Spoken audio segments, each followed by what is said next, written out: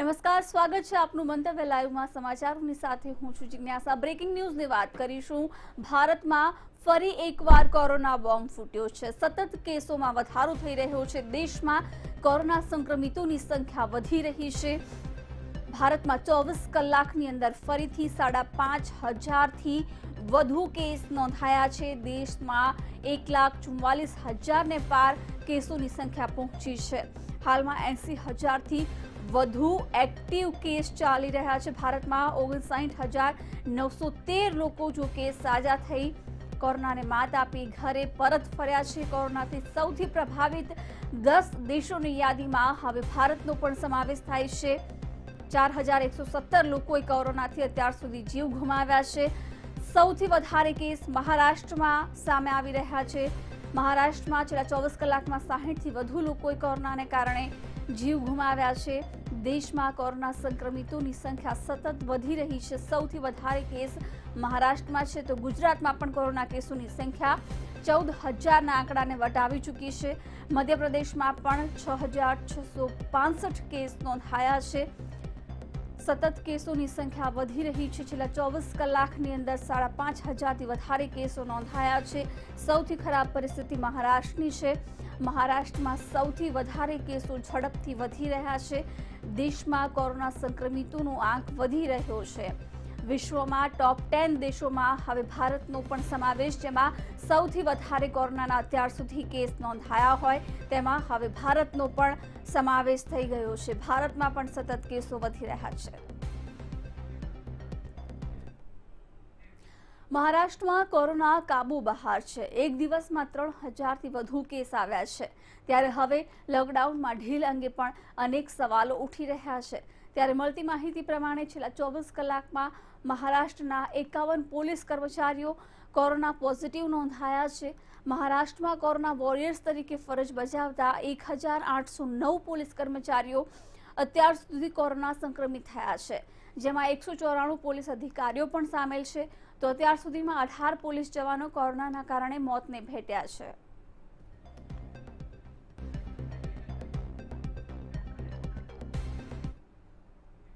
મહારાષ્ટ્રમાં કોરોના વાયરસનું સંક્રમણ સતત વધી રહ્યું છે। ગઈકાલે રાજ્યમાં નવા 3,041 કેસ નોંધાતા આ રાજ્યમાં કોરોના પોઝિટિવની કુલ સંખ્યા 50,000થી વધી ગઈ છે।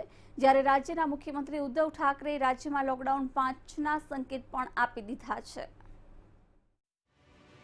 મહારાષ્ટ્રમાં કોરોના વાયરસે ખળભળાટ મચાવી દીધો છે। રાજ્યમાં કોરોના વાયરસના કેસોએ માજા મૂકી છે। ગઈકાલે મહારાષ્ટ્રમાં નવા 3,041 કેસ આ રાજ્યમાં કોરોના પોઝિટિવની કુલ સંખ્યા 50,000થી વધી ગઈ છે। એક તરફ દેશમાં કોરોનાના દર્દીઓના ડબલિંગ દર 13 દિવસના તો મહારાષ્ટ્રમાં તે 11 દિવસનો થયો છે। રાજ્યમાં આગામી 55 દિવસ મહત્વના છે તેવી વધુ એક સલાહ નિષ્ણાંતો તરફથી આવતા મુખ્યમંત્રી ઉદ્ધવ ઠાકરેએ રાજ્યમાં લોકડાઉન 5ના સંકેત આપી દીધા છે। ઉદ્ધવ ઠાકરે લોકડાઉન ઓચિંતું લગાવ્યું તે વ્યાજબી ન હતું તેવી દલીલ સાથે એ પણ જણાવ્યું કે લોકડાઉન ઝડપથી ઉઠાવી લેવું તે પણ યોગ્ય નથી અને હવે જ્યારે 15 દિવસ રાજ્ય માટે મહત્વના છે તેવો રિપોર્ટ મળ્યો તો સંભવ છે લોકડાઉન લંબાવવું જરૂરી બનશે, પણ તેઓ ધીમે ધીમે લોકડાઉનમાં છૂટછાટ પણ આપશે। મુંબઈ મહાનગરે 30,000 કેસ પાર પાડી દીધા અને મૃત્યુમાં પણ 1,000ના આંકડા નજીક પહોંચ્યું। મુંબઈમાં ગઈકાલે 1,725 નવા કેસ નોંધાયા। મુંબઈમાં નવા 39 મૃત્યુ થતાં મૃત્યુઆંક 988 થયો। ત્યારે હવે આગામી સમયમાં લોકડાઉનને લઈને શું નિર્ણય લેવામાં આવે છે તે જોવાનું રહ્યું। બ્યુરો રિપોર્ટ, મંતવ્ય ન્યૂઝ। એક તરફ સમગ્ર દેશમાં કોરોનાનો કહેર, જ્યારે આંકડો 1,44,000ને પાર પહોંચી ચૂક્યો છે, ત્યારે એક સારા સમાચાર પણ છે કે કોરોનાના કહેર વચ્ચે દેશમાં રિકવરી રેટમાં વધારો જોવા મળ્યો છે। દેશમાં કોરોના વાયરસના કેસોની સંખ્યા ઝડપથી વધી રહી છે। છેલ્લા 4 દિવસમાં નવા કેસનો રેકોર્ડ સતત તોડી રહ્યો છે અને અત્યાર સુધીમાં કુલ કેસની સંખ્યા 1,38,000ને પાર પહોંચી ગઈ છે।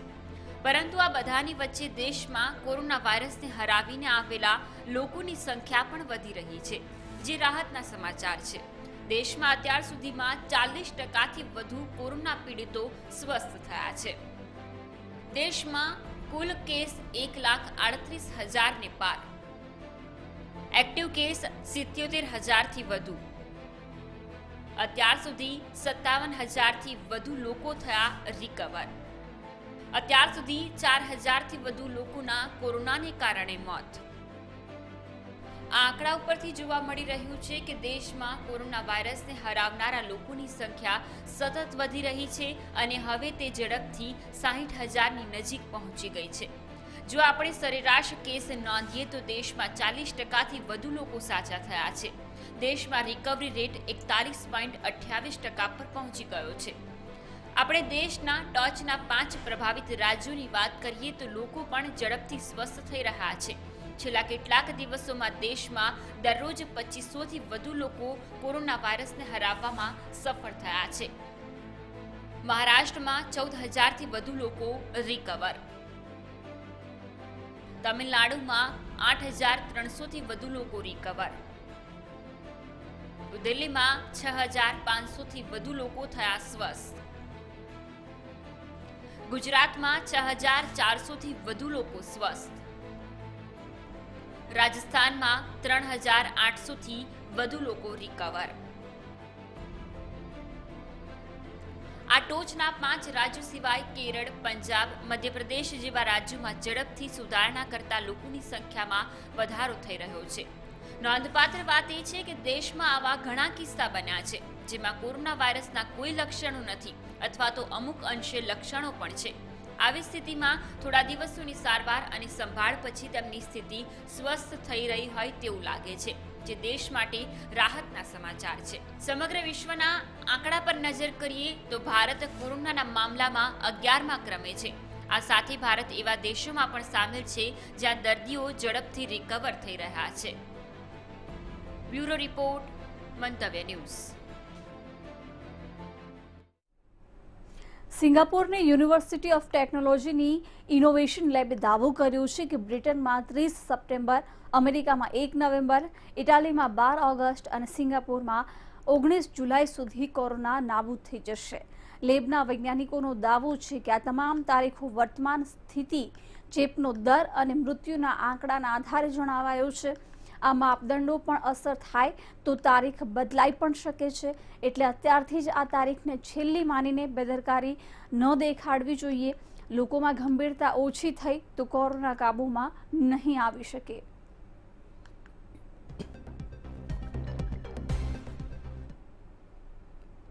શ્રમિક સ્પેશિયલ ટ્રેનને મુદ્દે મહારાષ્ટ્રના મુખ્યમંત્રી ઉદ્ધવ ઠાકરે અને કેન્દ્રીય રેલવે મંત્રી પિયુષ ગોયલ વચ્ચે ઘર્ષણ સર્જાયું છે.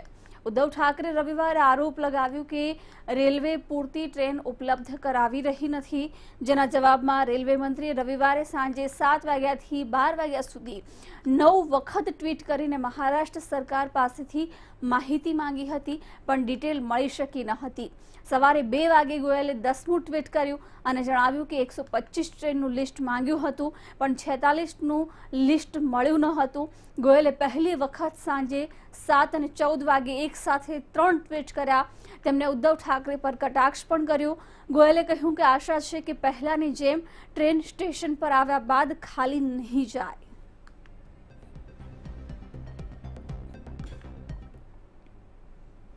કોરોના વાયરસના સંક્રમણને ફેલાતું અટકાવવા માટે મોદી સરકાર લોકડાઉન, સોશિયલ ડિસ્ટન્સિંગ, ક્વોરન્ટાઇન નિયમોનું પાલન કરવા માટે સતત અપીલ કરી રહી છે. પરંતુ દેશભરમાં ડોમેસ્ટિક ફ્લાઇટ શરૂ થવાના પહેલા જ દિવસે કેન્દ્રમાં ઔષધિ મંત્રી સદાનંદ ગૌડાએ આ નિયમોને નજરઅંદાજ કરી દીધા હતા. સદાનંદ ગૌડા સોમવારે પ્લેનથી દિલ્હીથી બેંગલુરુ પહોંચ્યા, પરંતુ કર્ણાટક સરકારી વિમાનથી આવતા યાત્રીઓ માટે જે ઇન્સ્ટિટ્યુશનલ અને હોમ ક્વોરન્ટાઇન ગાઈડલાઇન નક્કી કરી છે તેનું પાલન ગૌડાએ કર્યું નથી. ગૌડાને જ્યારે પૂછવામાં આવ્યું કે તે ક્વોરન્ટાઇન પીરિયડમાં કેમ નથી જઈ રહ્યા, તો તેમણે જણાવ્યું કે હું મંત્રી છું, હું ઔષધિ મંત્રાલય જોઈ રહ્યો છું. જો દવા અને અન્ય વસ્તુઓની સપ્લાય યોગ્ય રીતે નહીં થાય તો ડોક્ટર દર્દીઓની સારવાર કેવી રીતે કરશે? શું ત્યારે આ સરકારની નિષ્ફળતા નહીં હોય? તેમણે કહ્યું કે દેશના દરેક ખૂણામાં દવાની સપ્લાય યોગ્ય રીતે થાય તે મારી જવાબદારી છે.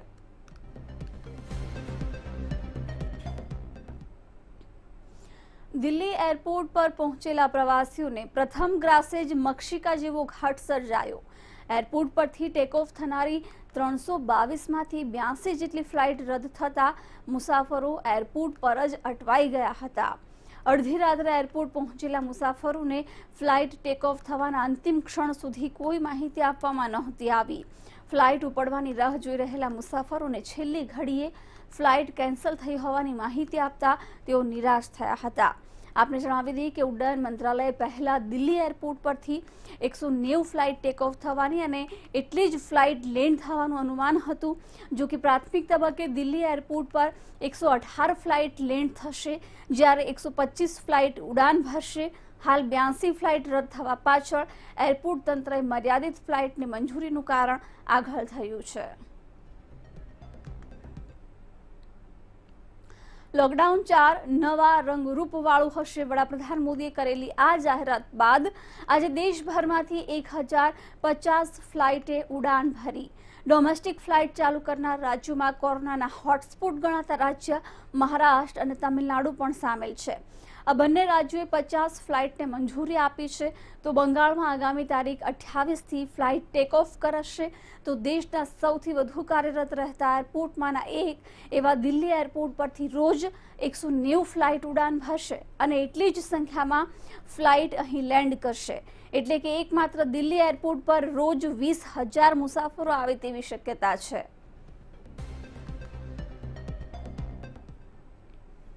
ભારતમાં હાલમાં ડોમેસ્ટિક ફ્લાઇટ શરૂ કરી દેવામાં આવી છે। આ દરમિયાન લોકડાઉનમાં ફસાયેલા લોકોએ પોતાના ઘરે જવાની વાટ પકડી છે। ડોમેસ્ટિક ફ્લાઇટના એક 5 વર્ષના પેસેન્જર વિહાન શર્માએ દરેકનું ધ્યાન ખેંચ્યું છે। વિહાન આટલી નાની ઉંમરમાં દિલ્હીથી બેંગલુરુ એકલો આવ્યો। લોકડાઉનમાં તે દિલ્હી ફસાઈ ગયો હતો। આખરે 3 મહિના પછી તે પોતાની મમ્મીને મળ્યો। મોઢા પર માસ્ક, હાથમાં ગ્લોવ્સ પહેરેલો વિહાન સ્પેશિયલ કેટેગરીની ટિકિટ પકડીને એરપોર્ટ પર તેની મમ્મીની રાહ જોઈ રહ્યો છે। વિહાન તેના દાદા દાદીને ઘરે દિલ્હી ગયો હતો અને 3 મહિનાથી લોકડાઉનને લીધે ત્યાં જ હતો। તો બીજી તરફ બેંગલુરુ એરપોર્ટ પર ટ્વીટ કરીને વિહાનનું સ્વાગત કર્યું।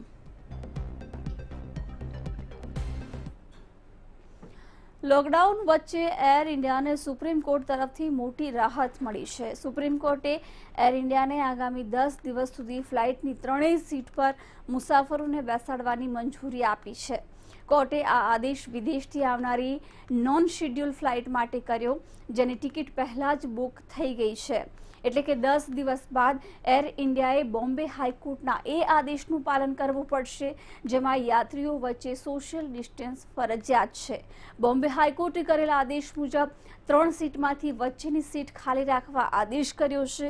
બોમ્બે હાઈકોર્ટના આ આદેશને કેન્દ્ર સરકારે સુપ્રીમમાં પડકાર્યો। સુનાવણી દરમિયાન સરકારની દલીલ હતી કે 16 જૂન સુધીની તમામ ટિકિટ છે, તેવામાં જો ફ્લાઇટ રદ થઈ તો મુસાફરોને પરેશાની થશે।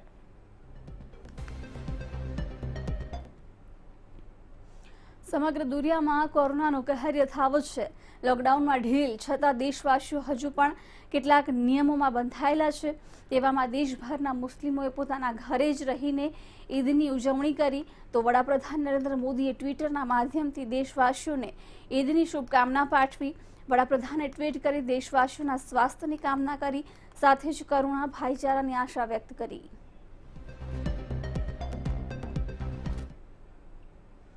અમેરિકામાં લોકડાઉન ખોલ્યા પછી કોરોના ફેલાવાનું જોખમ વધી રહ્યું છે। મિસૌરીમાં એક ચેપગ્રસ્ત સલૂન વર્કરને કારણે 91 લોકો કોરોના ચેપગ્રસ્ત થયા છે। તેમાં 84 ગ્રાહક, 7 સલૂન વર્કર સામેલ છે। અધિકારીઓએ કહ્યું કે જે સલૂન વર્કરને કારણે ચેપ ફેલાયો તે લોકડાઉન ખોલ્યાના 8 દિવસ સુધી કામ પર આવ્યો હતો। મિસૌરીમાં 4 મેથી સલૂન ખુલી ગયા હતા। અહીં અત્યાર સુધી 11,752 કેસ સામે આવ્યા છે। જો કે 676 લોકો મૃત્યુ પામ્યા છે। મિસૌરીમાં રાષ્ટ્રપતિ ટ્રમ્પની રિપબ્લિકન પાર્ટીના નેતા માઇક પાર્સન ગવર્નર છે। ટ્રમ્પ લોકડાઉન ખોલવા પર ભાર મૂકતા રહ્યા છે। વોશિંગ્ટનના સ્પોકન શહેરની એક પાસ્તા ફેક્ટરીમાં 22 કર્મચારી ચેપગ્રસ્ત મળ્યા હતા। ડેમોક્રેટિક પાર્ટી નેતા જે ઇન્સલી વોશિંગ્ટનના ગવર્નર છે। ઇન્સલી લોકડાઉન ખોલવામાં ઉતાવળ બદલ ટ્રમ્પની ટીકા કરી ચૂક્યા છે। વોશિંગ્ટનમાં લોકડાઉન હટાવાયું છે, તે હેઠળ ખાદ્ય ઉદ્યોગો શરૂ થયા છે। વોશિંગ્ટનમાં હેર સલૂન, જીમ 1 જૂન પછી ખોલી શકે છે। અહીં અત્યાર સુધી 20,000થી વધુ કેસો સામે આવ્યા, જો કે 1,076 લોકો મૃત્યુ પામ્યા છે।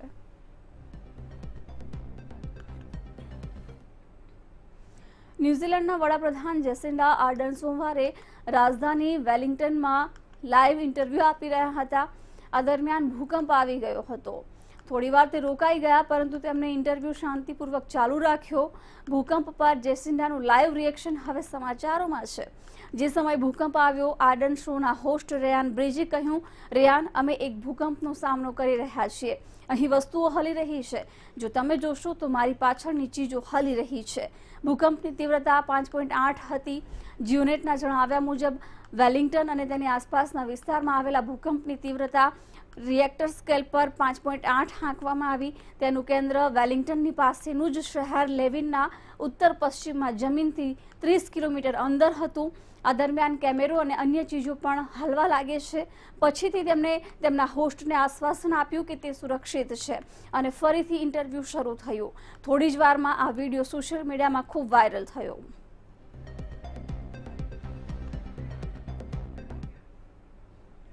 તો આ સાથે જ મંતવ્ય લાઈવમાં હાલ રોકાઈશું એક બ્રેક માટે।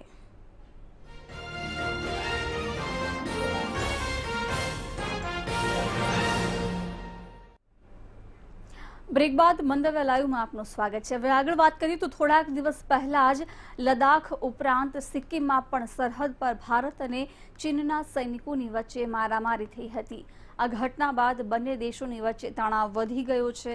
માનવામાં આવી રહ્યું છે કે કોરોના વાયરસની મહામારીને લઈને ચીન વૈશ્વિક સ્તર પર ઘેરાયેલું છે। આવામાં રણનીતિક દબાવ સહન કરી રહેલું ચીન દુનિયાનું ધ્યાન સરહદ વિવાદ તરફ શિફ્ટ કરવાના પ્રયત્નો કરી રહ્યું છે।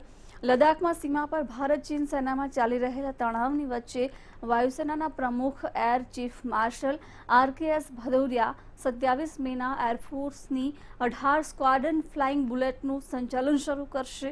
આ કાર્યક્રમનું આયોજન કોઇમ્બતુરની પાસે સુલુર એરફોર્સ સ્ટેશન પર કરવામાં આવશે। આ સ્ક્વાડ્રન LCA તેજસ વિમાનથી લૈસ હશે। તેજસને ઉડાવનારી આ વાયુસેનાની બીજી સ્ક્વાડ્રન હશે। આ તરફ ભારતે પોતાના ઇરાદા મજબૂત કરી લીધા છે અને સરહદ પર નિર્માણ કાર્ય પણ હાથ ધર્યું છે। ભારતે અત્યાર સુધીમાં 255 કિલોમીટરથી વધુનો હાઈવે તો બનાવી જ લીધો છે। ત્યાં હવે ચીન સામે બાયો ચઢાવી દીધી છે અને લદ્દાખમાં સૈનિકોની સંખ્યા પણ વધારી દીધી છે।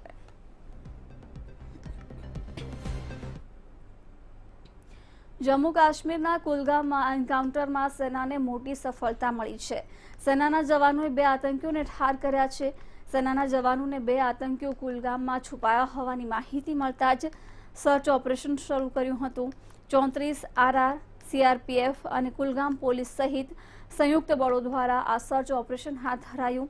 દરમિયાન સવારે 2 આતંકીઓના ઠેકાણાની ભાળ મળતા જવાનોએ તેમને ઘેર્યા હતા અને આતંકવાદીઓને આત્મસમર્પણ કરવા માટે કહ્યું હતું, પરંતુ ચારે તરફથી ઘેરાઈ ચૂકેલા આતંકવાદીઓએ સેનાના જવાનો ઉપર ફાયરિંગ કરવાનું ચાલુ કર્યું, જેના જવાબમાં જવાનોએ પણ ફાયરિંગ કરતા બંને આતંકીઓ ઠાર મરાયા।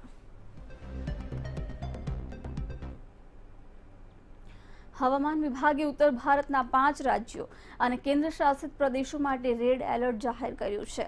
હવામાન વિભાગની માનીએ તો આગામી 2 થી 3 દિવસમાં આ રાજ્યોમાં કાળઝાળ ગરમી પડી શકે છે। દિલ્હી, પંજાબ, હરિયાણા, ચંદીગઢ અને રાજસ્થાનમાં તાપમાનનો પારો 45 ડિગ્રી સુધી પહોંચી શકે છે, તો કેટલાક વિસ્તારોમાં તાપમાનનો પારો 47 ડિગ્રીને પણ પાર કરી શકે છે। જે રાજ્યોમાં રેડ એલર્ટ જાહેર કરાયું છે ત્યાં લોકોને બપોરે 1 થી સાંજે 5 દરમિયાન ઘરની બહાર ન નીકળવા અપીલ કરાઈ છે। હવામાન વિભાગના પ્રમુખ કુલદીપ શ્રીવાસ્તવે રાહતના સમાચાર આપતા કહ્યું કે આગામી તારીખ 28 મે બાદ દેશવાસીઓને ગરમીમાંથી રાહત મળવા સાથે વરસાદની પણ સંભાવના છે।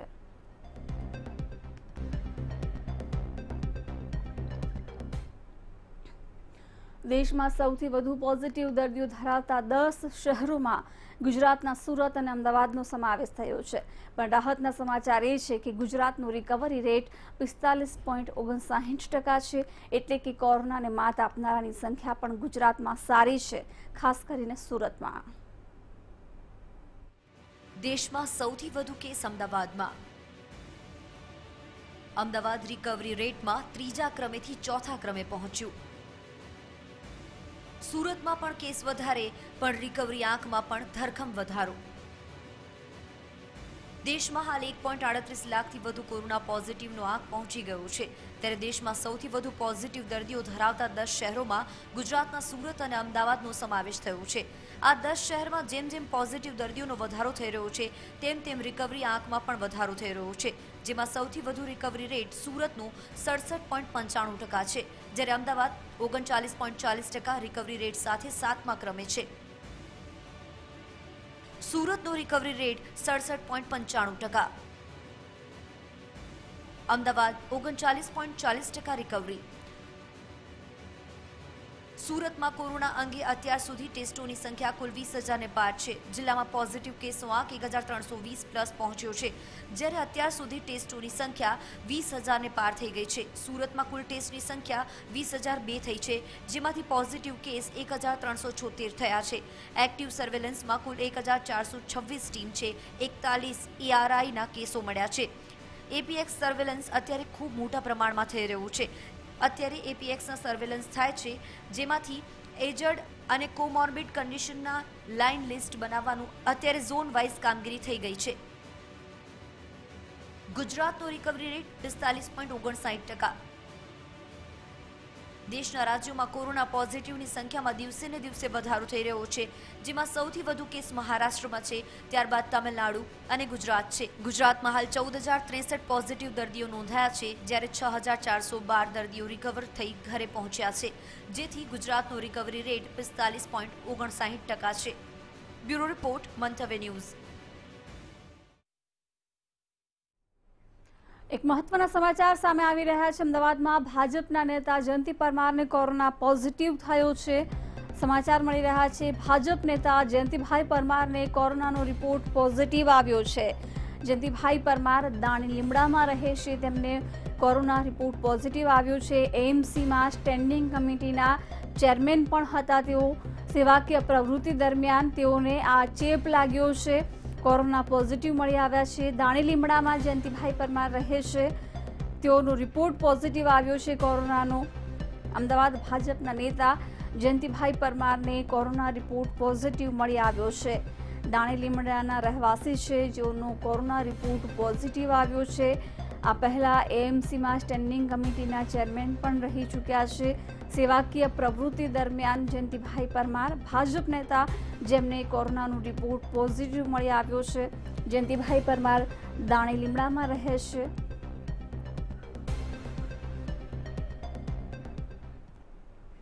તો આ તરફ ગુજરાતમાં સતત કોરોના પોઝિટિવ કેસના આંકમાં વધારો થઈ રહ્યો છે, ત્યારે રાજ્યના આરોગ્ય વિભાગના અગ્ર સચિવ જયંતિ રવિએ છેલ્લા 24 કલાક દરમિયાન નોંધાયેલા નવા આંકની માહિતી આપી હતી. રાજ્યમાં 14,468 પર કેસ પહોંચ્યા છે. છેલ્લા 24 કલાકમાં 30ના કોરોનાને કારણે મોત થયા છે, તો 224 દર્દીઓ છેલ્લા 24 કલાક દરમિયાન ડિસ્ચાર્જ પણ થયા છે. ગુજરાતમાં કુલ અત્યાર સુધી 6,636 દર્દીઓ ડિસ્ચાર્જ થયા છે. અમદાવાદમાં છેલ્લા 24 કલાકમાં નવા 310 કેસ નોંધાયા છે. સુરતમાં 31 કેસ નોંધાયા છે.